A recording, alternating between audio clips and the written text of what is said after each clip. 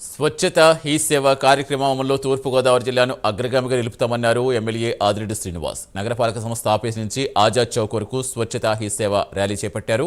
September 17 నుంచి దేశవ్యాప్తంగా 15 రోజుల పాటు ఈ కార్యక్రమం కొనసాగుతుందన్నారు. ప్రతి ఒక్కరూ పరిసరాలు పరిశుభ్రంగా ఉంచుకోవడం అలవాటు చేసుకోవాలని చెప్పారు.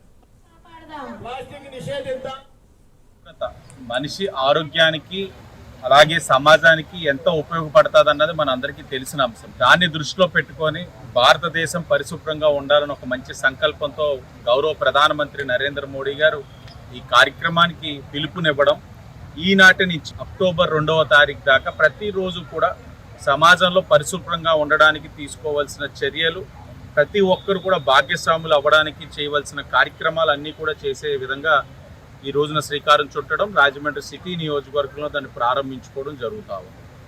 మేము పదే పదే చెప్తా ఉంటాం, పరిశుభ్రంగా ఉండడం అని అంటే మన ఇల్లు పరిశుభ్రంగా ఉంటే సరిపోదు. ఈ సమాజం మన ఇల్లు, ఇవన్నీ కూడా మనవి అనే భావన ప్రతి ఒక్కరిలో కూడా రావాలి. నా ఇల్లు శుభ్రంగా ఉంటే చాలని చెప్పి మన ఇంట్లో ఉన్నదంతా బయట వేసేసరి నేను శుభ్రంగా ఉన్నానంటే కాదు, అది కూడా మనదే.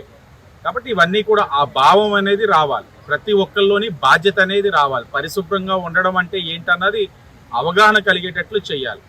అలాగే అన్నదానాలు చేస్తూ ఉన్నారు. అన్నదానం అన్నది చాలా గొప్ప దానం అనే భావన ఉంటుంది. దాంతోపాటు పరిశుభ్రత అనేది కూడా మంచి సేవా కార్యక్రమం. అన్నదానం చేయడంలోని మంచి సేవా కార్యక్రమం చేసే ఉన్న భావన ప్రతి ఒక్కరిలో ఉంటుంది. కానీ దానికన్నా మించింది పరిశుభ్రత అనే సేవ అనేది